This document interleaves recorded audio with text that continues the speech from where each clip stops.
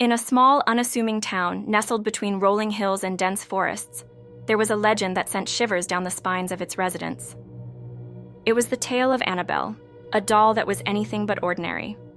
The story began in the late 1970s. A nursing student named Mia received a beautiful vintage doll as a gift from her mother. The doll was porcelain, with delicate features and a sweet smile. Mia adored it. She placed it on her bed, a centerpiece in her cozy apartment. Little did she know, this doll held a dark secret. Soon after bringing Annabelle home, strange occurrences began. At first, it was subtle. The doll would change positions when Mia wasn't looking. One day, it was sitting upright, and the next, it was lying on its side. Mia brushed it off as her imagination. After all, dolls could be moved by drafts or her own clumsiness. But then things escalated.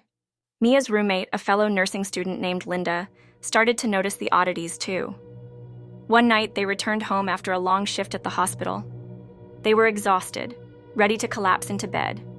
As they entered their apartment, a chill swept through the air. The lights flickered and a low whisper echoed in the room. "Did you hear that?" Linda asked, her voice trembling. Mia nodded, her heart racing. They both turned to look at Annabelle. The doll sat innocently on the shelf, but something felt off. The atmosphere was thick with unease. Days turned into weeks, and the strange happenings continued. They found notes written in a childlike scrawl, "Help me, and I'm here." The girls were terrified. They sought help from a local priest, who listened intently to their story. "This doll is not just a toy," he warned. "It's a vessel for a spirit. You must get rid of it." But how? They couldn't just throw it away? The thought of it returning was too frightening. Instead, they decided to keep it locked away, hoping to contain whatever was inside. One night, Mia woke up to a soft giggle. She sat up, heart pounding. The room was dark, but she could see Annabelle's silhouette on the shelf. The giggle echoed again, and Mia felt a cold breeze brush past her. "Linda!" she screamed, shaking her roommate awake. Linda bolted upright, eyes wide with fear. "What is it?" "Did you hear that?" Mia whispered, pointing to the doll. They both stared at Annabelle, who seemed to be watching them. The giggle came again, louder this time. It was a sound that sent chills down their spines. The next day, they decided to take action. They contacted Ed and Lorraine Warren, renowned paranormal investigators. The Warrens arrived, bringing an air of authority and calm. They examined the doll, their expression serious. "This is a powerful entity," Ed said, his voice grave. "It's feeding off your fear." Lorraine nodded. "We need to perform a cleansing ritual. It's the only way to protect you." The girls felt a mix of relief and dread. They wanted to be free of Annabelle, but the thought of confronting the entity was terrifying. That evening, the Warrens set up candles and protective symbols around the apartment. They began the ritual, chanting in a language Mia didn't understand. The air crackled with energy. Suddenly, the lights flickered violently. The temperature dropped, and a loud crash echoed through the room. Annabelle flew off the shelf, landing at their feet. "Stop!" Ed shouted, his voice booming. "You have no power here." The doll lay still, but the atmosphere was charged. Lorraine continued to chant, her voice steady. Slowly, the energy shifted. The oppressive weight in the room began to lift. After what felt like an eternity, the ritual concluded. The Warrens looked exhausted but relieved. "It's done," Ed said, wiping sweat from his brow. "But you must keep the doll contained." They placed Annabelle in a glass case, sealing it with protective symbols. The girls felt a sense of peace wash over them. They had faced the darkness and emerged victorious. But the story didn't end there.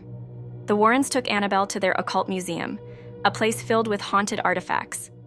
They knew the doll was still dangerous, a reminder of the evil that lurked in the shadows. Years passed, and the legend of Annabelle grew. People traveled from far and wide to see the infamous doll. Some were curious, others skeptical. But those who dared to approach the glass case felt an unsettling energy. One day, a young couple visited the museum. They laughed at the stories, dismissing the warnings. "It's just a doll," the boyfriend scoffed. His girlfriend, however, felt uneasy. "Let's not provoke anything," she whispered. But he was determined. He tapped on the glass, mocking the doll. "You're not scary, you're just a toy." Suddenly, the lights flickered, and a loud bang echoed through the museum. The couple froze, eyes wide with fear. "Let's go," the girlfriend urged, pulling him away. As they turned to leave, the boyfriend felt a sharp pain in his chest. He gasped, clutching his heart. "What's happening?" the girlfriend screamed, rushing to his side. The museum staff quickly intervened, calling for help. The boyfriend was rushed to the hospital, but the doctors couldn't explain his sudden collapse. He survived, but the experience left him shaken. He never mocked Annabelle again. The legend of the doll continued to spread. People shared stories of their encounters, each tale more chilling than the last. Some claimed to have seen Annabelle move, while others reported nightmares after visiting the museum. The Warrens, now legends in their own right, continued to investigate the paranormal. They often returned to the museum, ensuring Annabelle remained contained. But the doll was patient. It waited, biding its time. It thrived on fear, drawing energy from those who dared to challenge it. As the years went by, Annabelle became a symbol of the unknown, a reminder that some things are better left undisturbed. In the quiet town where it all began, the legend lived on. Parents warned their children not to play with dolls, especially not Annabelle. And so, the story of the haunted doll continued, a chilling reminder of the darkness that lurks just beneath the surface. People still visit the museum, drawn by curiosity and fear. They stand before the glass case, peering in at the porcelain face of Annabelle.